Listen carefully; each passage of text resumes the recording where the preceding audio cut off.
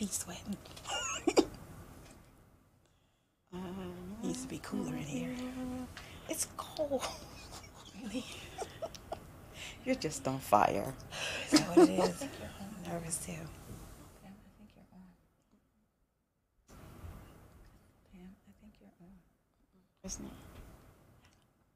I'm live. Oh, hi. Hello, and welcome to the Pamela J Show, sponsored by theXalter. I'm your host, Pamela J. It's Pink and Purple Month in our society. Pink because it's Breast Cancer Awareness Month, and purple, of course, because it's Domestic Violence or Intimate Partner Violence Month. Today on our first show, we will bring more awareness to domestic violence and those who it affects. Someone asked me, why do you want to make your first show about domestic violence? My response was for 3 reasons. 1, because it's October. 2, because I'm personally acquainted with domestic violence. I grew up in a family that dealt with that, and so I'm very sensitive to it. And 3, it's never enough time that we should talk about a debilitating epidemic that plagues our society. I don't think that you should ever get tired of that. I don't think that you should ever get tired of hearing people's story, because everyone has a story to tell and everybody's story is different. But in my opinion, even though it's different, they're all interconnected. 1, because we're all dealing with pain. 1, because we want to get out of our situation. We want to get out of the pain that we're in, and we want to get on to a better place. One of the things that I'm going to do right now is I wrote a piece called Staying Quiet in the Shadows a couple of years ago for my publication, theXalter. I want to start off by reading that. Before we do that, I want to say a brief prayer, invite the Lord in. I'm a little nervous. This is my first show, so y'all bear with me, but thank you for being here. So we're going to pray and get started. Father God, we come before you in the name of Jesus, and we just thank you for this day. We thank you for this opportunity. Saturate this place, oh God, and for each and every person under the sound of my voice who will hear what we have to say and see what we will be doing, God, and need help because they're in a situation whereby they feel hopeless, God. I pray that this show makes a difference in their life. Thank you, God, and in Jesus' name we pray and give thanks. Staying quiet in the shadows. Slowly he walked into the room. I quietly watched as he inspected the place like a well-skilled private investigator looking for his prey. The place appeared exactly as it did when he left about 6:48 this morning. I made sure of it, as through the years I had become a master in the craft of detail orientation. My skills had grown. It had no other choice. Too many prior experiences had become my training ground. Now, does this go here or was it there? Was this towel even with the others, or was it shorter? Was that plate turned more at an angle, or was it straight? Questions like these became a part of my daily living, just like brushing teeth. So yes, I was quite the crafty one in placing things exactly as I had found them. I continued to watch him until I saw that look on his face, and then I got nervous. The hairs on the back of my neck began to rise. My heart skipped a beat as sweat beads now popped on my forehead. My palms, now moistened, joined in the conundrum. In the stillness of the closet, the look of uncertainty on his face did not go unnoticed. I had become quite acquainted and all too familiar with the all-consuming look that said, shh, or some of a harsh obscenity. Nothing's out of place. But I was really hoping that it was. I took note of this mood change and realized that instead of being grateful that the house was intact, he wasn't. My personal PI had become quite sullen and disappointed. The lack of disturbance became disturbing for both of us. I remained quiet and still as I watched behind the shadows, peeking while darting from side to side as my eyes followed his gaze. He was still searching for what I did not know. Probably anything that would cause an interruption to support this coming eruption. Fear gripped me again of the terror he was preparing to cause. the hurt he would once again inflict, and the pain, oh, the pain that appeared fresh each time his blow kissed my face, my arms, my neck, or whatever part of my body. I became even more nervous, for now I was faced with my own uncertainty. A new dilemma arose as I asked myself this poignant question: should I come out of my hiding place, or do I remain quiet in the shadows?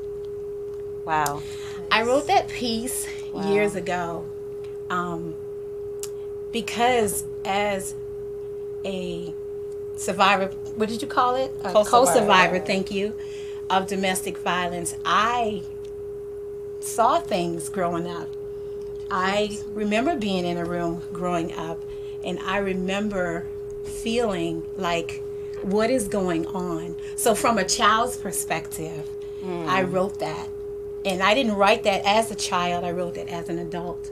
Looking and so back it and stays with reflecting. you. Yeah. So today on our panel, Wow. I would like to introduce Miss Cece Cole. Hi.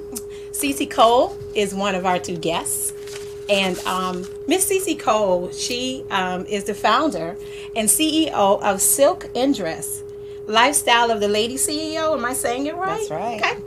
International Professional Women's Forum. And she is going to tell us a little bit about herself, as well as she's going to share her story with us. You know, I've been knowing Cece a while, but I didn't know these things about her.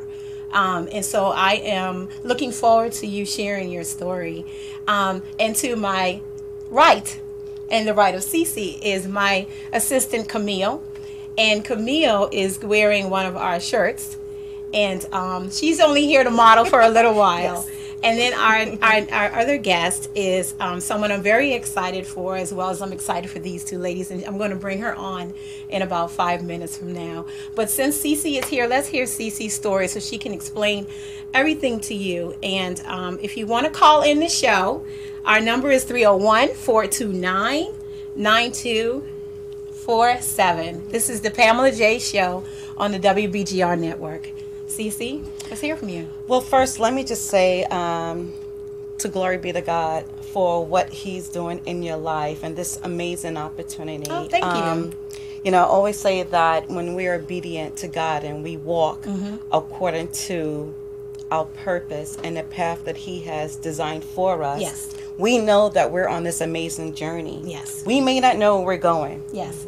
But we know we're going to a place called there. Yeah. And as long as we're obedient and follow His footsteps and allow Him to order your footsteps, yes, we will get there. Absolutely. So I would like to thank you. Oh, thank you. With your amazing smile, your radiance, your beautiful personality. Sometimes. You're an amazing author. Oh, thank you. You're an thank amazing. you. She's a songbird. Oh, my God. I just want to thank you for allowing me to take this journey with you. Thank you. Well, thank you for coming, because I want to say that I did reach out to people, and people reached out to me as well.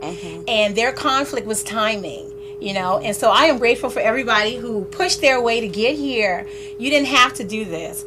And I appreciate that. And so Cece was like, I'll do it, whatever you need. And so I appreciate you. But enough about me. I need them to know your story so that you can speak to somebody out there that needs your assistance, because they can be acquainted with what you're going to say. Right. Well, first, let me just say this. We always talk about domestic violence awareness. And I think that by now that we are aware of domestic violence and what it means and the impact it has on our economy. I work from a different position. Right. I no longer work about awareness, because we are aware, once I said before. Right. I work now towards goals. Right. What are goals of responsibility, eradication, and transformation and behavioral change? That's what I'm working for now, because we're aware that it happens. Yes. I wasn't aware of my situation, however. I had a man that I fell madly in love with, tall. And when they say tall, dark, and handsome, if you look in Webster Dictionary, there he is. There he is. Tall, dark, and handsome. All three. Handsome, very manly. Yeah, he knew what to say. Perfect gentleman. I mean, open doors, Wow. walk me to my car door. Oh, they don't do that anymore. Wait till I sit down, Right. close the door. And if we go out for dinner, he would pray over our meals.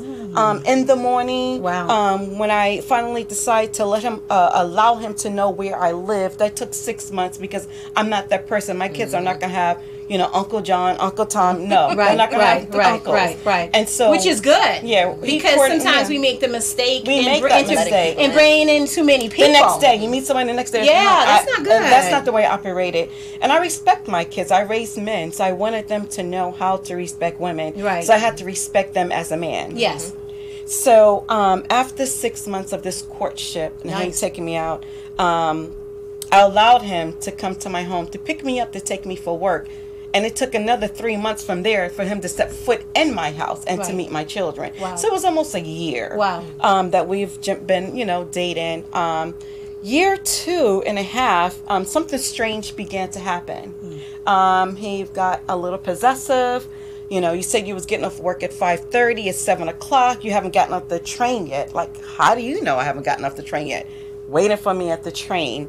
I'm calling my job to see if I actually left when I said I left. Wow. Like, the personality began to change. Wow. Watching my every move.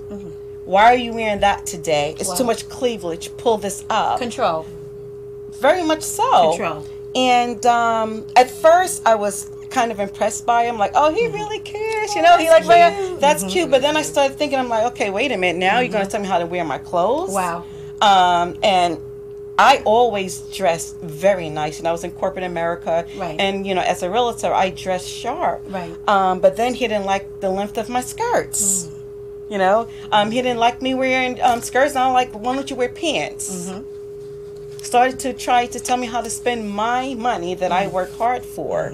That adds to the control. That adds to the control. Yeah. And then I started thinking that, okay, something is going on here. His personality is changing. And I didn't like it. And so I started to monitor it. Was the personality changing, or was it a personality that they failed to introduce to you? Well, that could be true. Maybe he was actually finally beginning to reveal himself to me. I think that he was. And two, initially you probably thought it was cute. Like the things that he did. Like, oh, he really likes me. You know what I mean? And then you realize that, oh, wait. This is a little too much for me. Right. You know what I mean? Also, too, because sometimes we're not familiar. Like, I'm from the South, and so I'm old school, and so I like the doors being open. Right. So for someone who grew up with that, that's not a bonus. That's what you're supposed to do. Right.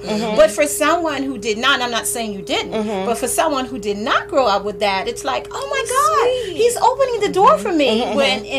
So sometimes we mistake that as, behavior patterns, in my opinion, that's above the grade. Right. Even though to some people it's like, this is what you're supposed to do. Right. Well, I was the only girl in my family until I was 18, so I was aware of how a woman should be treated. Good. But the fact that there was a man actually doing that, something there different. it is. Yeah. So it's not like I wasn't aware. I was the only girl in my family. I was really spoiled, trust me and believe. I was really spoiled. Yeah. And so, but then one day his behavior it just started getting strange. And I think that the more, and this is going to sound weird, I think the more he fell in love with me, the more possessive he became. Wow, another behavior because now trait. became his property as opposed to his partner. Right.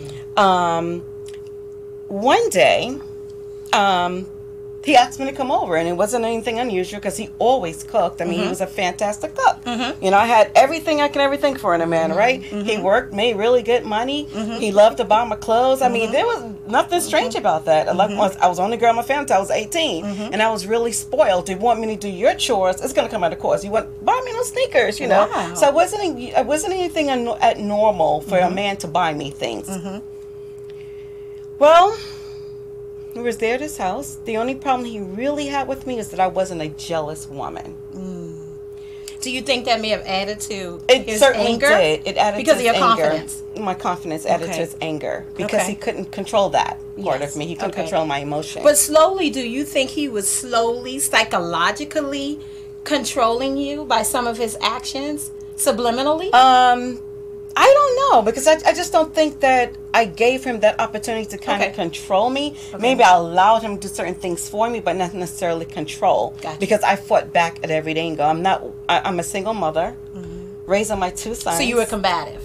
Not combative, resistant. Resistant. Okay, good. Because you're not going to tell me, first of all, how to spend my money that I've earned. Right. You're not going to tell me when to come home. Yes. What to wear. And what to wear. So it's not combative. Right. It's standing up for myself and letting him know that, okay, first of all, we're not married. We're not engaged. We're dating. And I didn't give you that position in my life to tell me what I can and cannot do. Right. It's not, we can talk about it. You can tell me what your preferences are. Yes. But it doesn't mean I have to comply. Okay, great. I'm a grown woman. Great. And if this is something you can't handle, if my personality is strong for you, you already know that I'm not a jealous woman. I'm extremely confident. Let me ask you a question. Did these conversations take place before the abuse as we went afterwards? along? No, as we got along and as he exemplified those behaviors, they were spoken to. Okay. Okay, so you addressed those things. Oh, absolutely. Okay, so you're at his house, woman. and what happened? So I'm at his house, and I noticed he was on the phone. Okay, that's fine. That's fine, you're on the phone.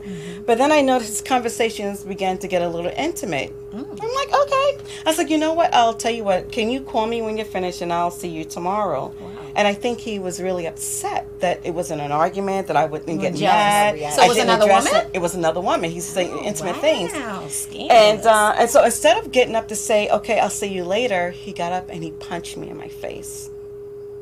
Was that your first time? My first time being, oh yeah. What did you do? After I realized that it was actually a real punch, I tried to leave. I mean, he's 6'2", built guy. And I'm thinking, Were you in shock? Were you surprised that it happened? Yeah.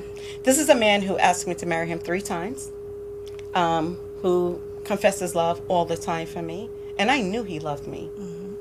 And it was nothing in my mind. There was no doubt that he loved me or not. His family told me. I mean, this is a man who took me to meet his family in California and Boston, and they were like, wow, we've never met any of his girlfriends. Wow. So I knew he was really serious about me, but I think that actually frightened him as well. Right. I think he was afraid to fall in love. Maybe, I'm not really sure. I can't psychoanalyze it. I'm not really sure. And then when I tried to leave, he had a double lock, so you need a key to get out. I said, I would like to leave now. I'm like, I just want to go. I'm not really sure what's going on with you, but I don't appreciate you putting your hands on me. And then he punched me again. And this time I fell across the bed. And I ended up with my feet up between the wall and the bed. And I remember sitting there and I just had a flash before my face that, oh my gosh, like, this is really going down. I mean, I was in a state of shock for a moment. I'm like, this is really going down. That he just punched me twice in my face. Wow. And the second one really hurt. The first one stunned me, but I think that I was so in shock that I didn't really feel it. But the second one I felt. Right. And the blow got harder. It got harder, and it broke my heart. I mean, I think my heart was broken. Right. Did you fracture any bones or anything like that? I don't know where the bionics came in. It was almost like I was like the bionic woman. I don't know how I flipped. Up to this day, I still don't know how I flipped up from behind the bed to get up on my feet. And I kept trying to say to him, I really need to leave. Please allow me to leave. I'm not going to do this with you. You're going up the wrong tree. I'm like, this is not wise for you to do this. And he knew exactly what I meant by that. So I tried to leave, and he grabbed me. And he tried to pick me up. So it was almost like he tried to body slam me. And then I knew that it's either fight or die. And the only thing I could think of is that my kids are coming back from their summer vacation. And I have to be at JFK Airport to pick them up. There was no question. There was no negotiation. My kids are not going to read about me. They were too young, and I did not want them to have this memory of me. A person they only met once. Remember, I said he didn't get into my house immediately, didn't meet my kids. A person they only met once. So I decided that I had enough experience in being the only girl in my family for 18 years. I had to fight for everything. My brothers, while they treated me like a princess, the other hand, I got beat up to do all their chores. You're going to do it. You better not tell mommy this. You better not tell mommy that. I'm going to beat you up. So I got beat up a lot at home. So you know how to fight. So I've learned some techniques, And so I always say that no matter where you are, you always have to draw on your experiences. And at that moment, I decided to draw back on my experiences. And I said, okay, just think that I'm fighting both of my brothers at the same time, and I got to get out this house. Everything I could get my hands on went up beside his head. Wow. But he was still punching me. He dragged me across the floor. I mean, he got me really good. But also, I've decided that I'm going to have to fight my way out. The only way that I'm going to get out of this situation is that I'm going to have to fight. I have to fight like a wild cat. My back was up against the wall, and it came out like a lion. I came out roaring, and I just went crazy. And I saw his eyes. His eyes got so big. When he saw that I was just going crazy. I mean, I was absolutely beside myself. And I started fighting my way out. Everything I could get my hands on at the house went up beside his head. Right. Every statue, every painting he had came off the wall. I was throwing everything I can. And he kept trying to stop me from getting to the kitchen. Because he knew if I get to the kitchen, he was going to get a knife. it was a wrap. It was a wrap. And then he got me down on the floor, and he was just... It was just blow after blow after blow after blow. And I remember just stopped moving, and I stayed there, and I prayed to God that I get out of the house. I'm like, Lord, I know this is not the end for me. I know this is not the path you have for me. Amen. We're going to get out of this. And I was like, whatever might that you can lend me right now, I need it. I need your help. And it's like in my head, I just started singing this song. Higher, higher. Higher, higher, higher, higher. Yeah, I know that song. And all of a sudden, I grabbed his most vulnerable parts. And as he screamed for me to allow him to release him, I made him tell me he was sorry, to beg for forgiveness. And I still have the marks all across my back. He bit me. He was biting me. I was bleeding. He was bleeding. And after it seemed like 2 hours of us tussling on the floor. Wow. And him begging me to release his vulnerable parts. I had blood all over my hand. Jesus. And I said, I've made a decision that one of us is going to die. And I guarantee you that it's not going to be me. Wow. Wow. Wow. And he started crying. And I started crying. He's like, but I love you. And when he said that, When he said that, I don't know what happened. I got so mad. I just got up and I dragged him by his vulnerable parts, and he was just screaming, and I just knew that I couldn't let go, because if I let that go, then I was going to be in trouble. Right. So I managed to wrap his Fruit of the Looms around his testicles, and I drug him. Oh my God. Okay.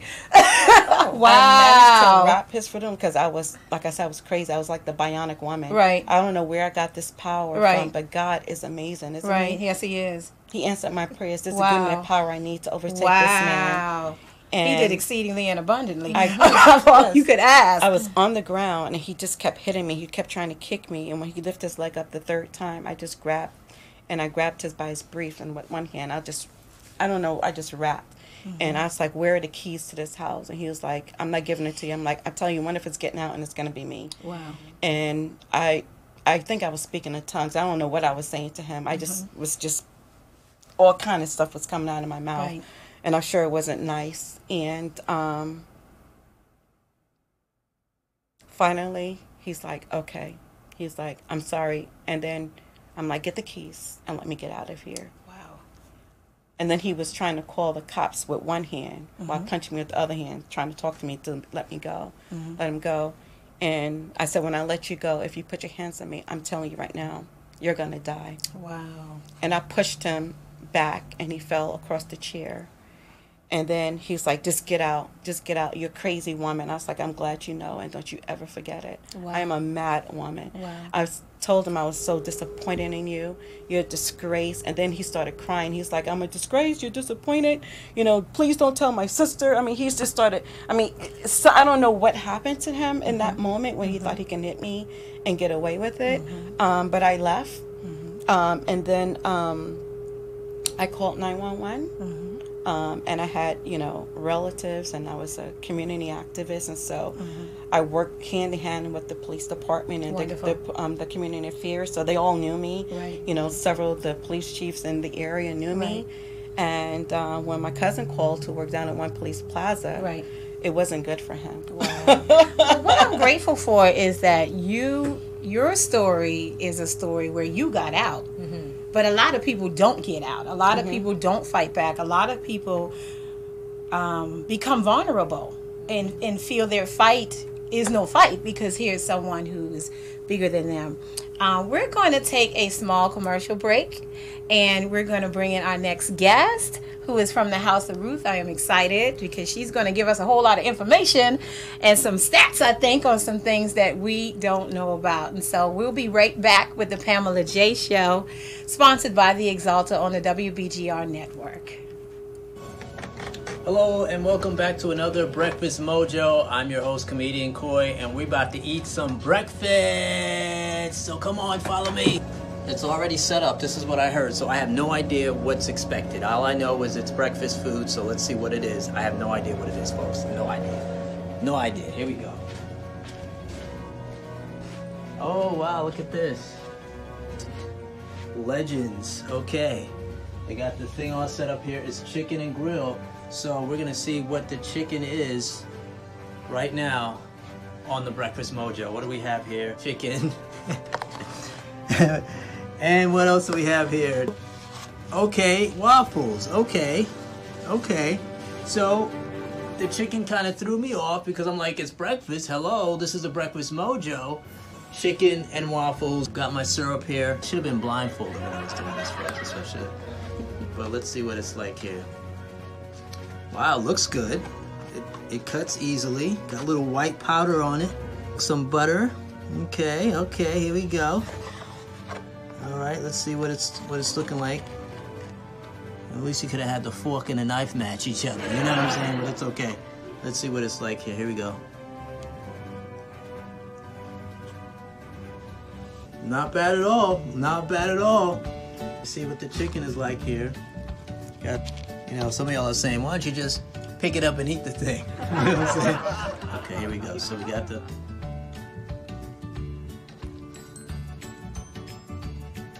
Very basic. Nothing fantastic. I wonder if I can do 2 reviews. One for the chicken and one for the waffle. I actually like the waffle. I think the waffle is very good. The waffle is very... The batter is very, what do you say? A little bit on the sugar side.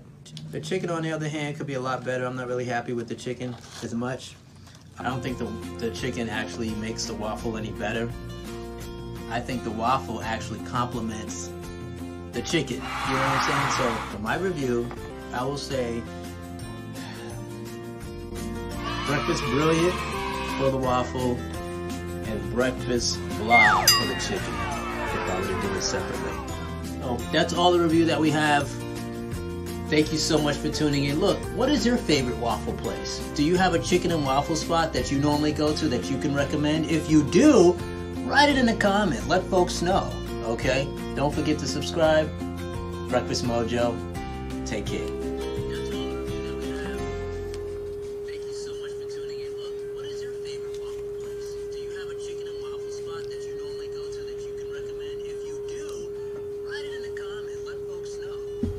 You're supposed to tell him that the shirt is upside down. Go out and do that. The pink one. We are back with the Pamela J Show on the WBGR network. Again, thank you for coming. Thank you for tuning in.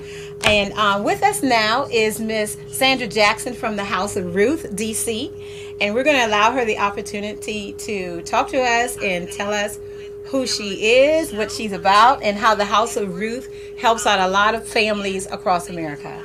Well, thank you for having me. Mm-hmm. I am really excited, first of all, to be here with you on your first show. Thank you. Thank you hear so much. This young woman's powerful story of how she got out, because as you said earlier, a lot of people don't get out. Mm-hmm. I am Sandra Jackson. I am the executive director for House of Ruth in Washington, D.C. Mm-hmm. House of Ruth has been around 43 years. Wow. And actually started 43 years ago with 8 women, 1 house. And these women were fleeing homelessness and domestic violence, which there is an intersection. Yes. Today, we serve more than 1,000 women per year. And we have 16 different programs, 14 of which are housing programs, and 2 anchor programs, our Child Development Center, because for those women who come to us with children who are impacted by the violence as well, they need help as well. And so we're supporting them and helping them to be successful and ready to learn. And then we have a domestic violence counseling center that helps women who do escape and are survivors to really deal with that trauma, the aftermath, that the scars may heal, but the wounds inside don't, until there's something, until they are addressed. So I am very happy to be here and share what we do and how we have helped women rebuild their lives and start anew, and how children are able to flourish, and how we are changing the trajectory of their lives through this process. I do have a question that has always I've always been curious. First of all, we are grateful for the House of Ruth. Thank you. You know, the House of Ruth is needed all across the world. And I know that women deal with domestic violence way more than men.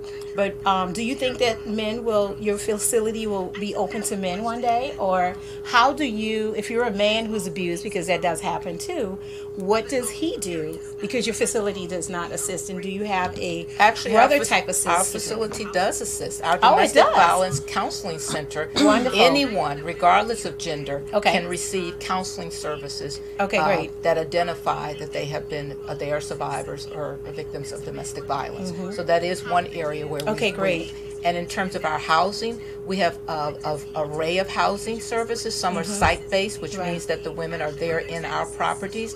And then we have what we call scattered site housing, which is individuals, families that are in their own apartments in the community. And some of those individuals are male head of households or living in a family together. So we do provide that service already. But in terms of those that may need it and we can't provide the service at that time, we certainly have referral sources, peer organizations that we work for and that we work with, and we can refer them to that. That is wonderful. Because that's good to know, because I do run into people that when I have this discussion, and I mention the House of Ruth, you know, that's one of the things that they'll say, well, I think they really only help women. I will say, I won't say the person's name, that I write about domestic violence situations periodically in my publication. And one time I wrote a story, and it was a twist to the story because the wife was the attacker. And I remember someone saying to me that they read it and admitting that they were the abuser in their family. Wow. And a woman. This was a woman. And this was her second marriage. And I was like, but I see your husband, he's this stalky guy. He works out 7 days a week. And I'm glad that he doesn't retaliate. But I think that the man's story needs to be told equally as much as women. And why do you feel that when their stories are told, they're not embraced the same way as a woman would? I know that we're vulnerable and we're weaker. We're the weaker sex. But why is it that when a man tells his story, it's questionable or not? The push to help him is a little more hesitant than the push to help a woman. Why do you feel that? Well, I think it is. It's just what you said. I think that there's this misnomer that men are you know, this big. You talked about the gentleman, this tall, dark, handsome, and gentleman, and they are more muscular, and they have more ability to fight off than we do. But it is only a myth, and because men don't often report. That is true. That is true. That's true. So when exactly, so you don't hear it as often. That's true. But the fact of the matter is, and I did bring some stats today, says 1 in 3 women and 1 in 4 men have experienced some form of physical violence by an intimate partner. It's embarrassing for a man to say. I also want to know this. Let's say that he is being attacked. Okay, I know when the Chris Brown and Rihanna situation happened a long time ago, a friend of mine, she said, I know that if a woman attacks my son, I would want him to retaliate. And of course, that brings about a whole different conversation. But of course, I would never want a man to hit a woman no more than I would ever want a woman to hit a man. I just feel it's wrong on all efforts, on all accounts. But if someone is constantly berating you and hitting you and hitting you and hitting you and hitting you and hitting you, and there's a case where this one time he retaliates back, you know, why is it that he may not get a little bit of sympathy? And I'm not saying it's right, because it's not, you know, but it's a weird dynamic sometimes when they're thrust in those situations, because men really do deal with that as well as women do, and the sensitivity level for them is not grave.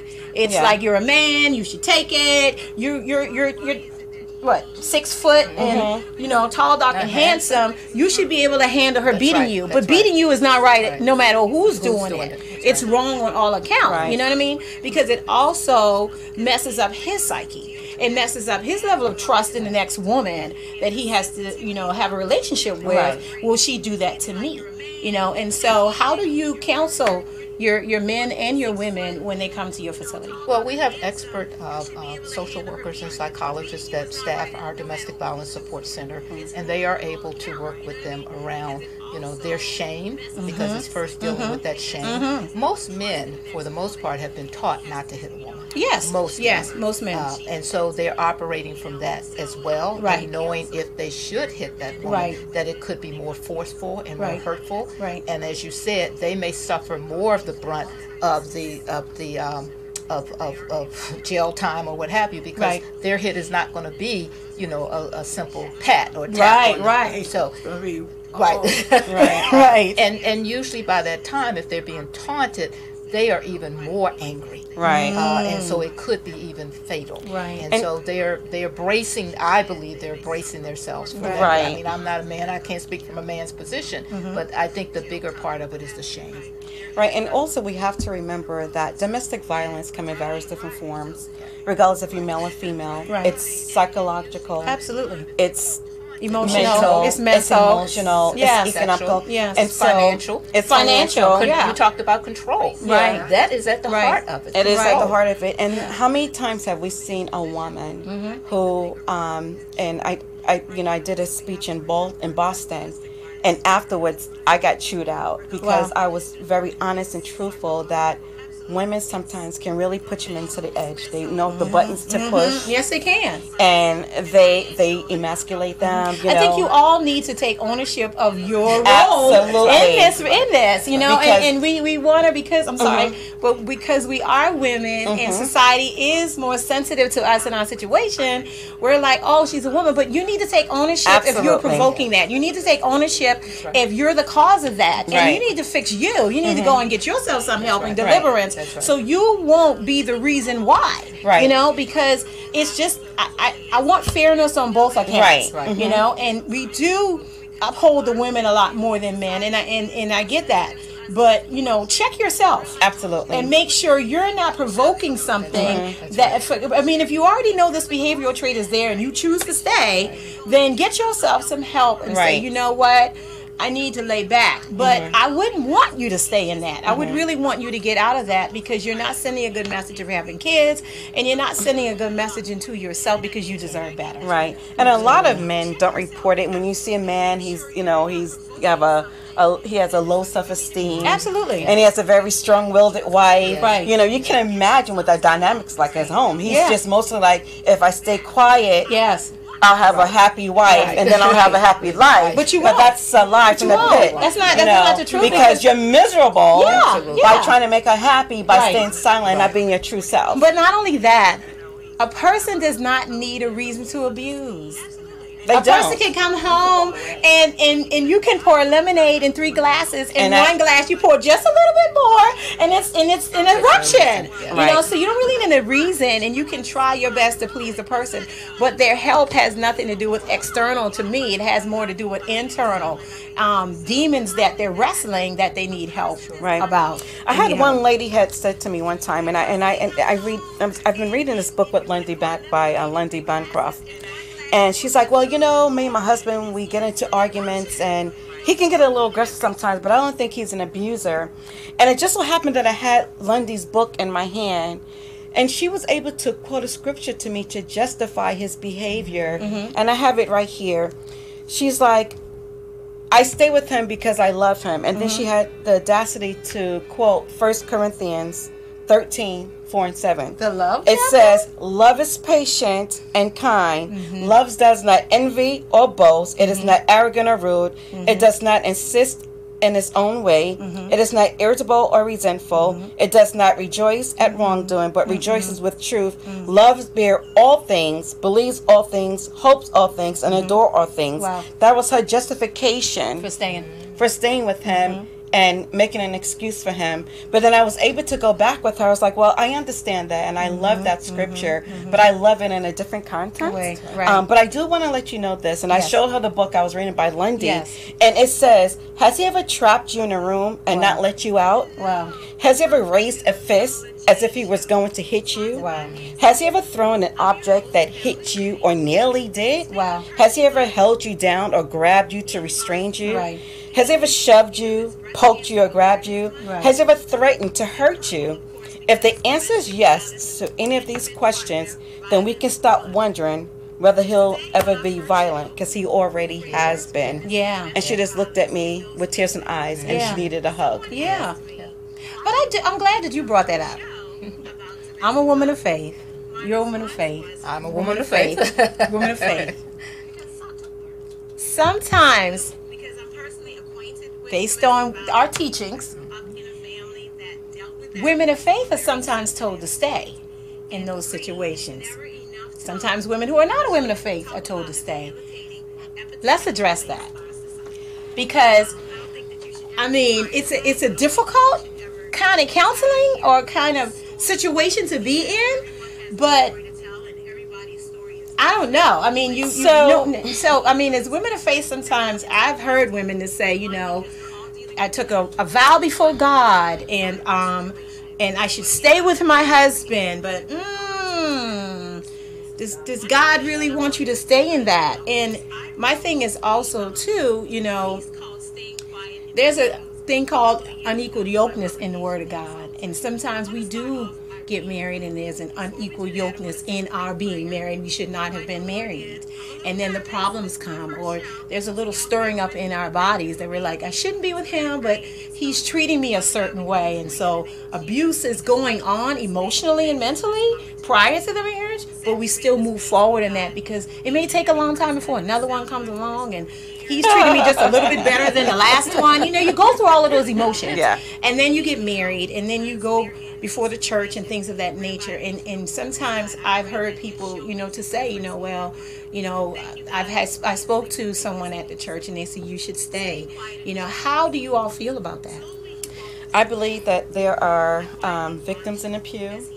Sisters sit right next to you. Wow. I speak to a lot of women that are actually in the pulpit, first ladies, you know, ministers. We speak in private. Wow. And they're dealing with that. They're dealing with that, but they can't really speak about it. Right. Or leave, or feel they can leave.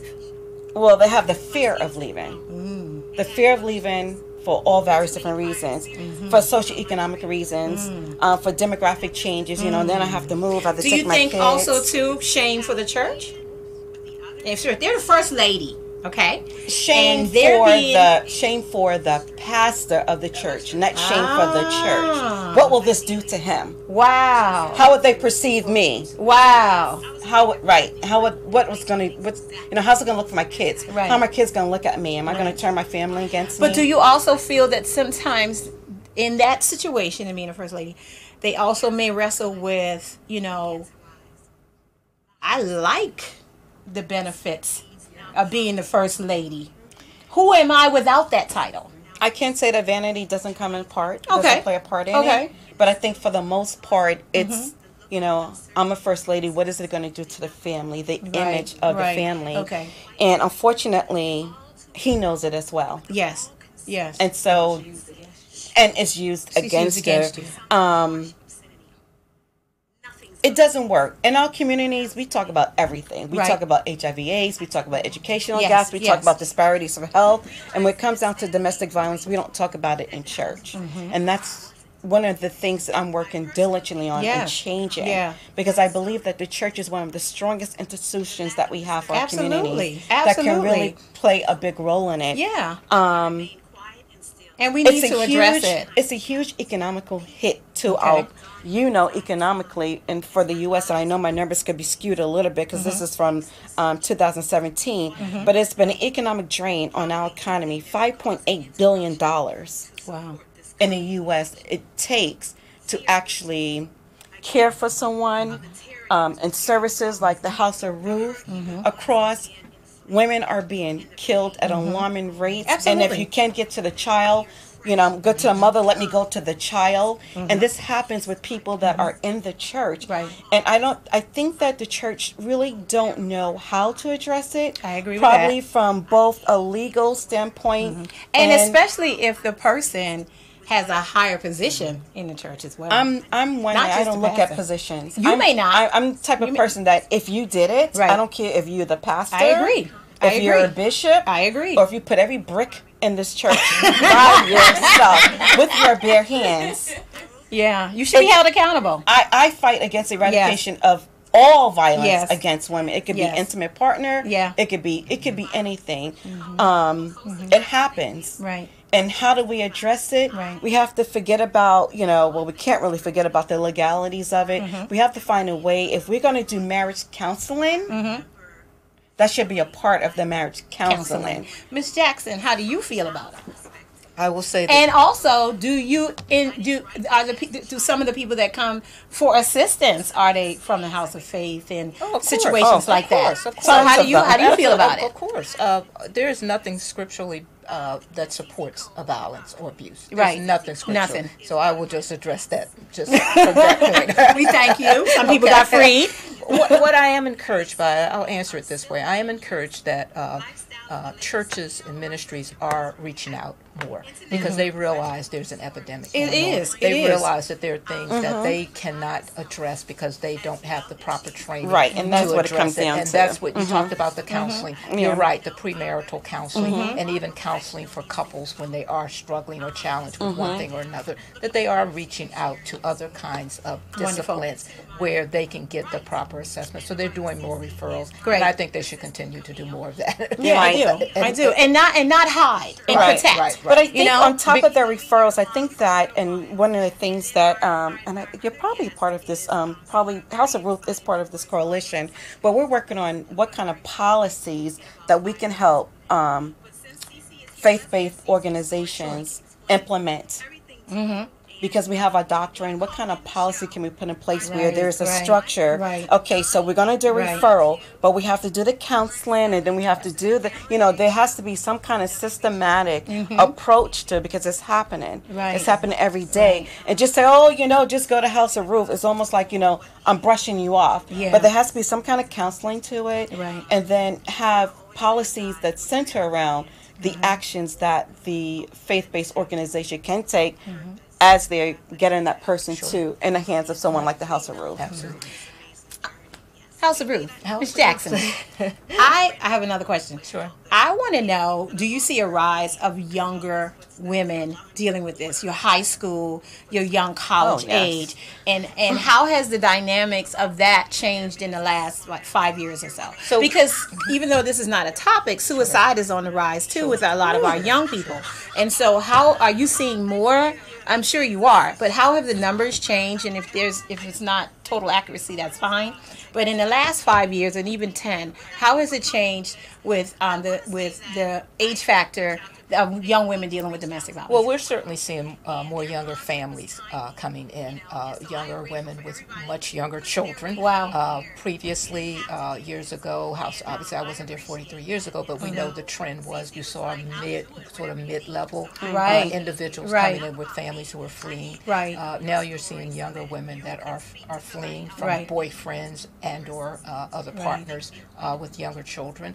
So one of the things that we have started to do is understanding that even before they get to that point, we are working with the school systems. And so our Domestic Violence Counseling Center actually does some support groups with young people out of the high school, middle school age range. And are you finding that it's difficult for these young women to break free? Well, I mean, it's a yes and no, because again, what are we talking about? And I think you alluded to something earlier, and that is that many of these young people have seen violence. Okay, so for them, it sort of becomes normal. Yeah, this is what I know. This is what I've seen all my life. It's a social norm exactly. for them. And if you're talking about young people who have not had father figures in their lives, so they're looking for love that they didn't get from their dads, and so when a man shows them any kind of attention, they define that and they classify that as love. They do. And going back to the young lady who quoted 1 Corinthians as the reason why she loves what he does, because that's not love. That's not love. But so, that's her introduction to love. And that's and some people are a product of their environment. Absolutely. They only see. You know, I saw my mom go through that, and so she's fine and she's okay. She's a strong woman. So it must be it must be okay. Exactly. Why do you feel sometimes that mothers or dads even or people who've experienced that, do you think that they just don't say it to their young girls or their daughters? Don't be like me, or baby, I don't really think this is a good fit for you. If they're dating someone and the parent can see that this person is abusive, or it's just, like most teenagers or young people, we're going to do what we're going to do anyway. Healing. Okay. Healing. Have they been healed? The mom. Sometimes Gotcha. the person, the individual. Okay. Sometimes we wear this mask. I have a friend, and he did a very powerful presentation. He lost his daughter to opioids, and he did a presentation. And he showed 3 pictures of his daughter at various different stages in her life. My book. His daughter when she was fine. The daughter when she was on opioids. And the daughter right before she passed. And guess what? The face looked the same. So sometimes we can wear those masks. And so we never know who we're truly dealing with. Because sometimes we think that we have gotten over or that we healed from a situation that was devastating in our past. And a lot of us are walking around suffering from PTSD. Is it PTSD? And we don't even know it. Because sometimes you can do somebody can do one simple thing and it will trigger something traumatic in your life, and you will have a reaction. So sometimes it's such a bad memory that we suppress it. I know, because I did. I had to suppress my situation with this gentleman because it really hurt me to my core. Absolutely. This was your first experience. I had to suppress it. And then I had another experience. It wasn't domestic violence, but that I had to suppress it. And it was only one day that I was telling the story to somebody, and they did something, and I lost it, and I realized I never healed from it. Absolutely. I moved on from it, but I never healed from it. So it wasn't something I can pass down because I never talked about it because I thought I was over it. And that's a good point, going back to the counseling. That's why the counseling is so important, to help understand and become, and beyond awareness, heal. Because until I'm healed, I really can't help you. To heal. And so are there stages to this process, this counseling process that you have? Well, is it a time factor Well, involved? it's individualized because, everybody has their own journey. Absolutely. For some, it may be quicker. For others, it might be longer. It depends on if they're dealing with past trauma from childhood, and then layered with adult trauma and layered with some other kind of trauma. It simply depends. But once the women that come into our program, they are immediately connected with counseling, either through our own counseling center or in the community. How do you handle it if they go back and then come back and then go back and come back? Repeaters. Because that happens. That happens. One of the things that the counseling center really helps women to do, because most of them are in the situation when they come to us, they have not even moved into any of our housing, which is an option for them. But we help them to develop a plan to leave. And this is a big reason why people often return. Is because they didn't plan as to how to leave. What does that look like for you? So there may be months before we get to that place of actually taking the step. But you don't turn anybody away. No, absolutely not. No matter how many times they come. No matter how many times. So that's just last week, it was earlier this week, it was a story where this lady, she had her things packed to leave. I'm not sure if it was here or if it was in this local area, but she had her bags packed to leave, and she was calling her family members and telling them that she's leaving. And then he found her. She stopped by a friend's house. I don't know if to get money or whatever, but she had her kids in a car. She had her clothes packed to leave, and she made a stop at the place he knew she would be, and he killed her. Jesus. The planning process is so important. It's critical. It's critically important. I always tell women that, listen, your phone is more powerful than you know. Your phone is your phone is a GPS. If he knows where you are with your phone, oh, he can find me on my phone. Yes, he can. I can tell you right now by my phone, on your phone. Not even that. Right. If I pick up my phone right now and turn on my internet services, Right. I don't know everybody's phone that's in here because it tells me if I want to connect. Right. Take the battery of your phone or turn your phone completely off. So all these things, you know, when I go and I talk to groups and I talk to women, you know, they're not aware of all the technology, how they're being. It's not even a tracking device. Right. They know where you are. Right. You know. As we wrap up, unfortunately, this hour went by fast. It did, which is good though too. I want Ms. Jackson to give us some phone numbers and say them slowly so people can who are listening or driving can write them down.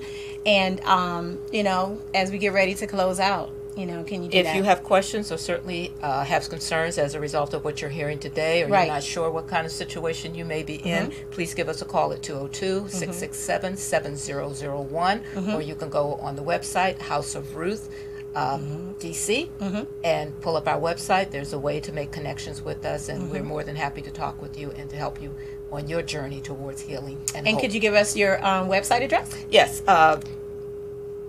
House of Ruth, DC.org. Okay. Yeah. And do you do some talking some places? We do at Silk Undress International Women's Media Forum. We are huge advocates for women, and we like to create a world without border and connect women to power. We believe that everybody has a story, and we want to know your story of glory. Please have an opportunity to visit our website at www.silkendress.com. Invite us to come out and speak with you sometimes. Okay, good. In closing, I want to say a couple of things. Once again, thank you both for coming and being a part of my first show of many. This is one of I wrote this book this February of this year. Wow, and it's called Self Chronicles: Stuff You Tell Yourself When You By Yourself. And one of the things that I say in here, I have a chapter called The Don'ts. And in one of the don'ts, I say, don't allow yourself to be caged. And I also elaborate to say that, you know, even caged animals want to be free. And as I was praying this today and saying, well, God, how do I close out the show? He reminded me of that. There are domestic violence people that feel caged. They feel boxed in. They feel there's no way out. They feel nobody can help me. I'm in this alone. I have no money. They list these reasons for why they can't get out, and those reasons are valid, you know. But I would love for whomever is dealing with that to know that they're not alone. There's a House of Ruth, there's a Silk Undress, there's other facilities and other places that you can go to get the help that you need.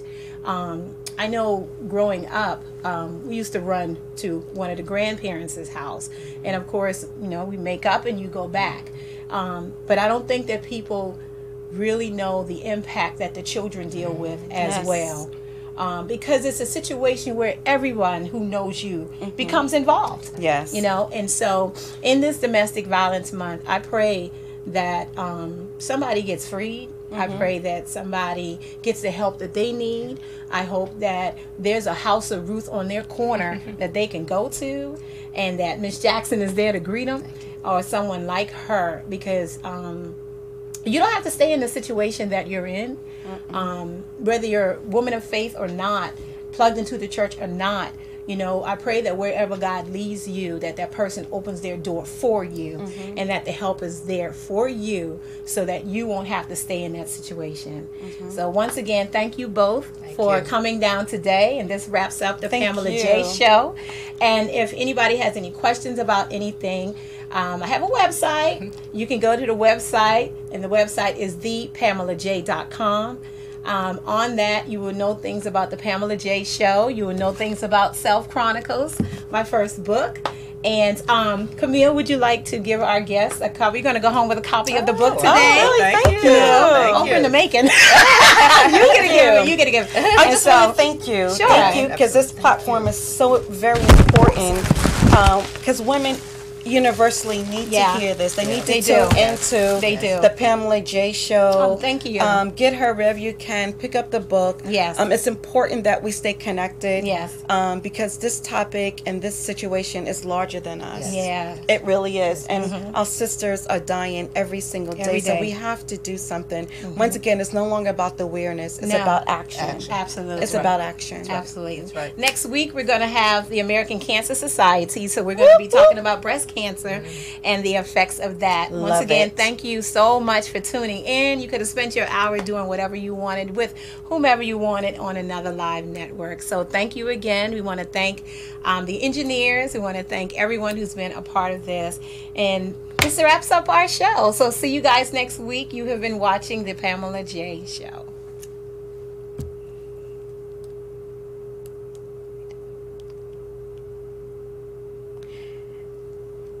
I would like to add a scripture. Sure. May I? Okay, Go. wonderful. Oh Lord, you hear the desires of the afflicted. You would strengthen their heart. You will incline your ear to do justice to the fatherless and the oppressed, so that man who is of the earth may strike terror on women and children no more. And I just want to lift this up because it's going to take prayer and supplication to get into the heart of men and women to stop this abuse. It really is. Thank you. I think we're done. And so,